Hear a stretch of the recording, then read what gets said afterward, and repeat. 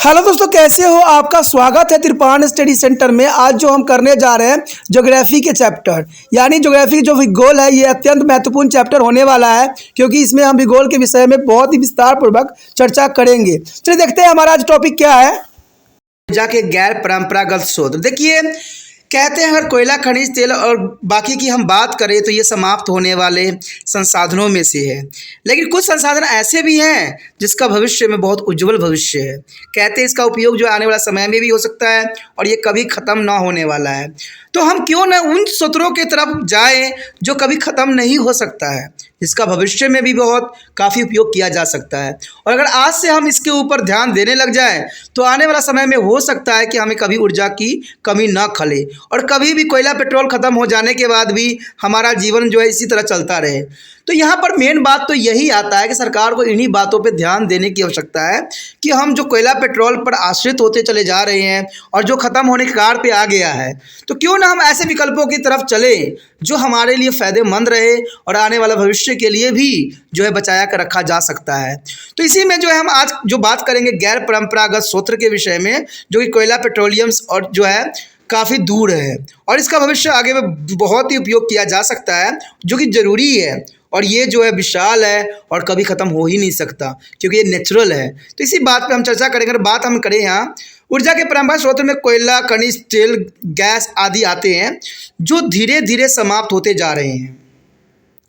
जल विद्युत ऊर्जा भविष्य की बढ़ती बिजली की मांग का आपूर्ति अकेले नहीं कर सकता है, क्योंकि देखिए जल विद्युत ऊर्जा भी जो है एक तरह का गैर परंपरागत स्रोत ही है, जो भविष्य में इसका अस्तित्व है। ये भविष्य में भी उपयोग किया जा सकता है, लेकिन जितनी जनसंख्या है उतनी जनसंख्या को जो है बिजली का जो है मांग पूरा करना जल विद्युत शक्ति में इतना जो है पावर नहीं है।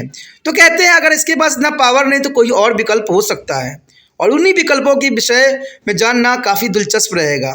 इसलिए ऊर्जा के अन्य वैकल्पिक स्रोतों की खोज एवं विकास करने की आवश्यकता प्रबल होती जा रही है।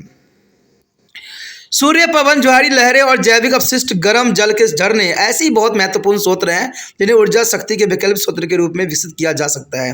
देखिए सूर्य कहते हैं अनंत काल से है और अनंत काल तक रहेगी।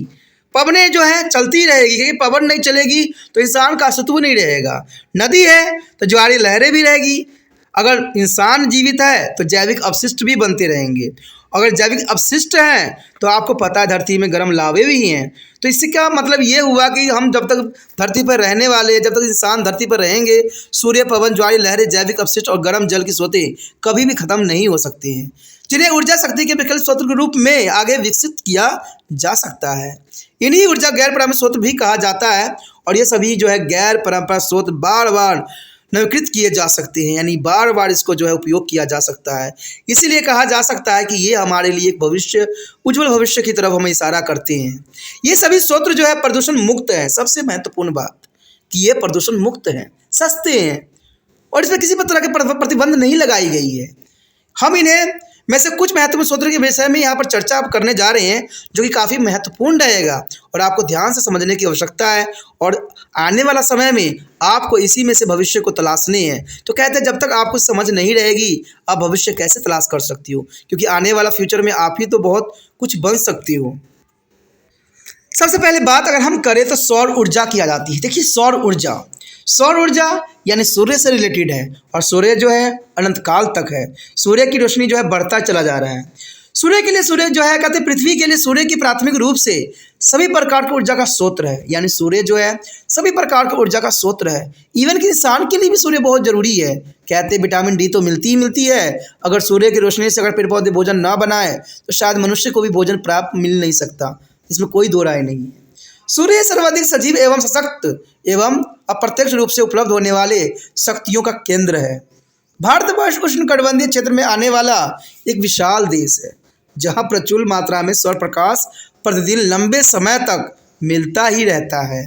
यहाँ पर जो है अपरिमित संभावनाएं हैं, जिसके अंतर्गत बहुत कम जो है लागत में सौर ऊर्जा को विद्युत शक्ति के रूप में विकसित कर सकते हैं।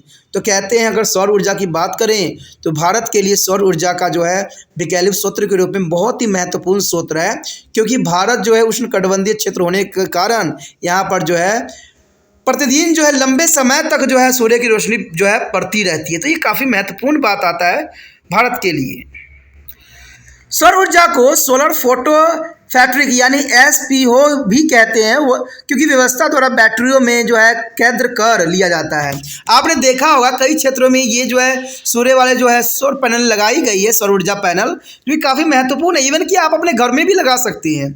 इवन कि सरकार ने बहुत अच्छा पहलू किया था कि इन्होंने रोड के किनारे जो है सौर ऊर्जा से चलने वाले जो है बल्बों का इस्तेमाल किया था। और इवन कि कई क्षेत्रों में ट्रैफिक जो लाइन होती है सौर पैनल से ही ऑपरेट की जाती है। तो ये काफ़ी महत्वपूर्ण है, क्योंकि ये जो होगा अगर कहते रोशनी तो पड़ेगा ही पड़ेगा, और इससे जो है काफ़ी महत्वपूर्ण रहेगा।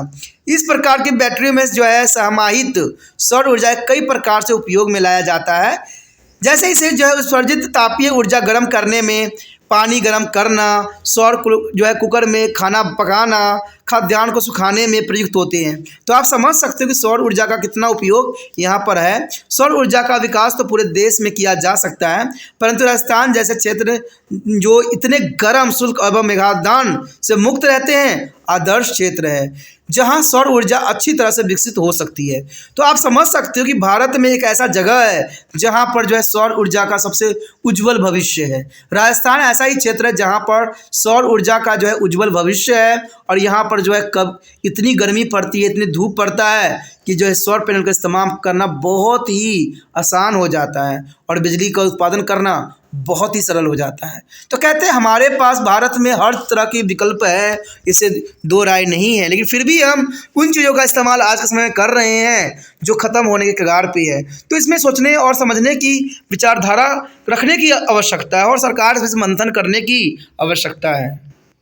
उसके पश्चात है पवन ऊर्जा। देखिए पवन ऊर्जा भी काफ़ी महत्वपूर्ण है जो कभी भी खत्म नहीं हो सकती।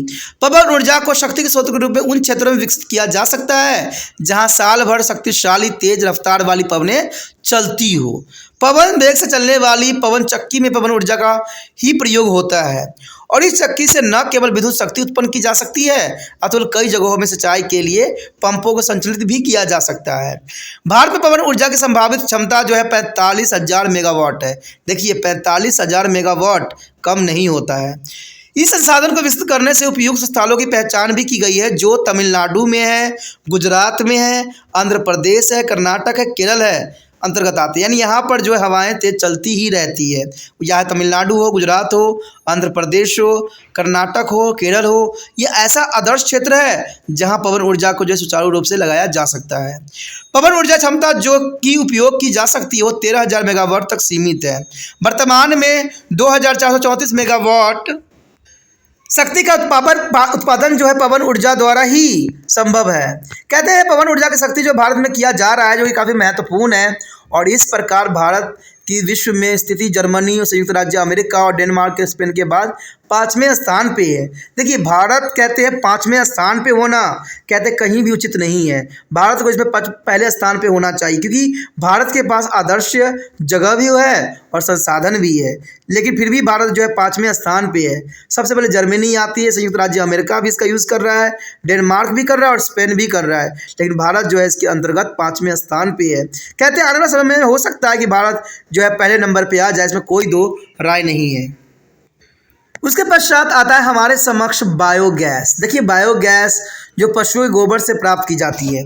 अब कहते हैं भारत और कृषि प्रधान देश है, तो यहाँ पर जो है यहाँ पर आपको पता है कि यहाँ पर गाय भैंसों की कमी नहीं होती है और उनसे प्राप्त होने वाले गोबर की भी काफ़ी मात्रा में होती है।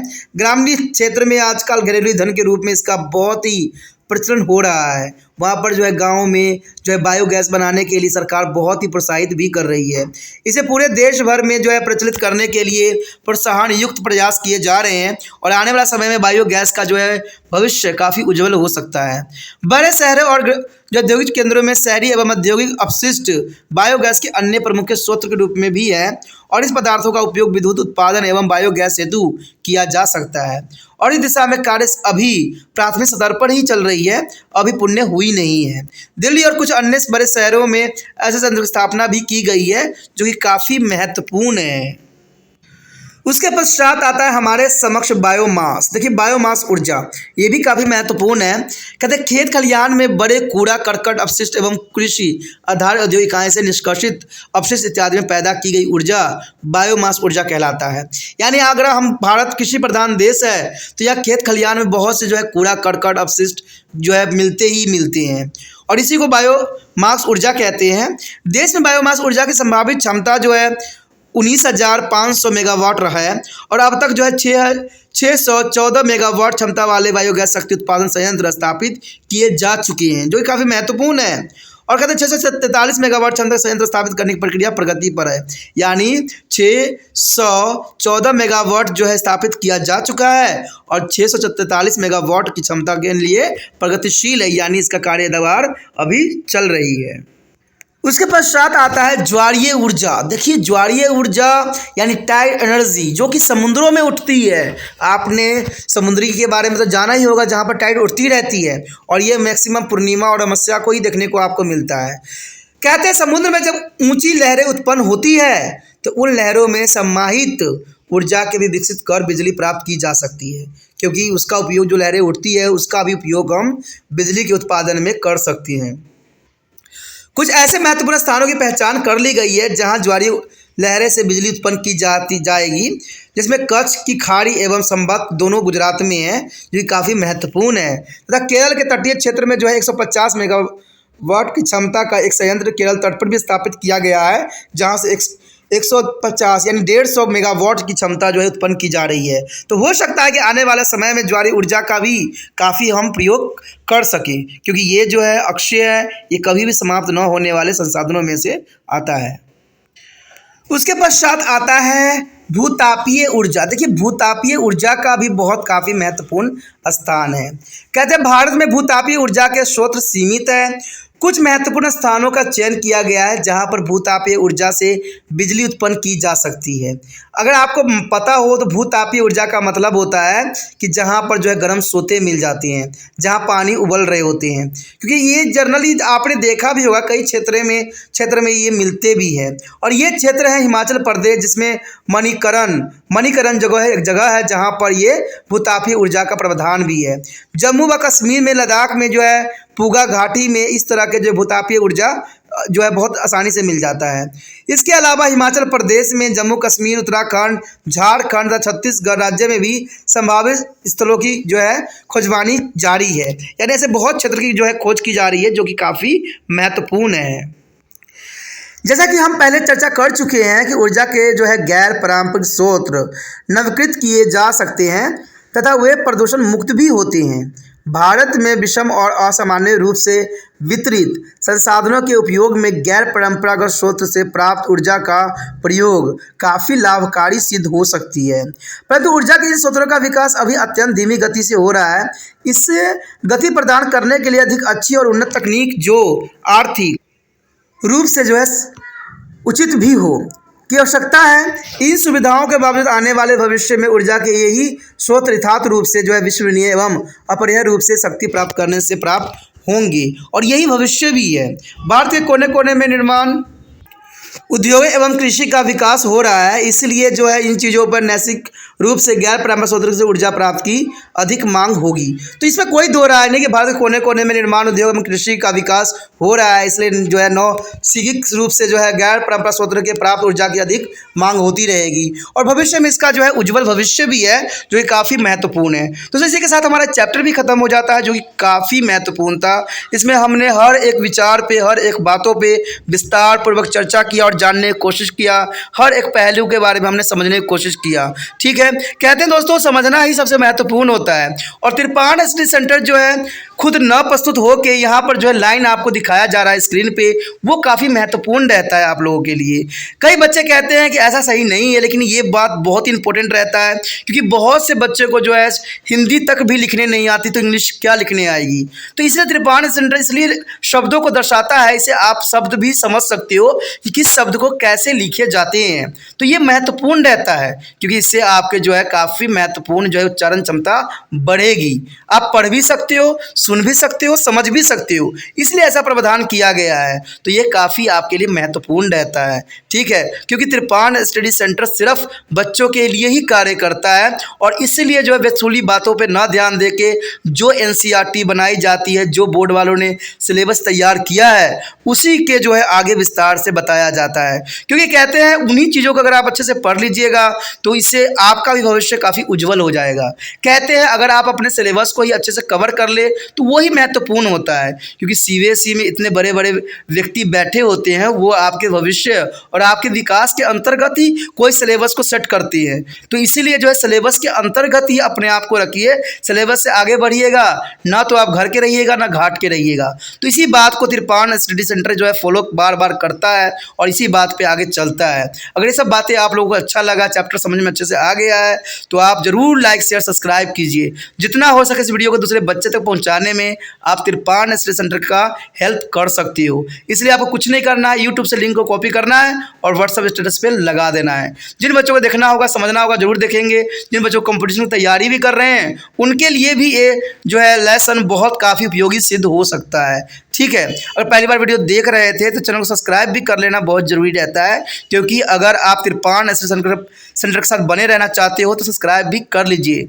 नहीं तो अगर बाद में कोई टॉपिक रिसर्च कीजिएगा तो शायद दूर दूर तक त्रिपाण स्टडी सेंटर नज़र ना आए। इसलिए अगर सब्सक्राइब करके अपने मोबाइल में सेव कर लेते हो तो जब मर्जी चाहो तब आप त्रिपाण स्टडी सेंटर पर आ सकते हो और यहाँ पर आपको जो है सारे वीडियो उपलब्ध रहेंगे। अगर आप वीडियो जो है सिलेबस के अंतर्गत देखना चाहते हो, क्लास के अंतर्गत देखना चाहते हो, चैप्टर के अंतर्गत देखना चाहते हो, चाहे जैसे मर्जी देखना चाहते हो, जिस क्लास का देखना चाहते हो, सभी वीडियो जो है आपको उपलब्ध होगा।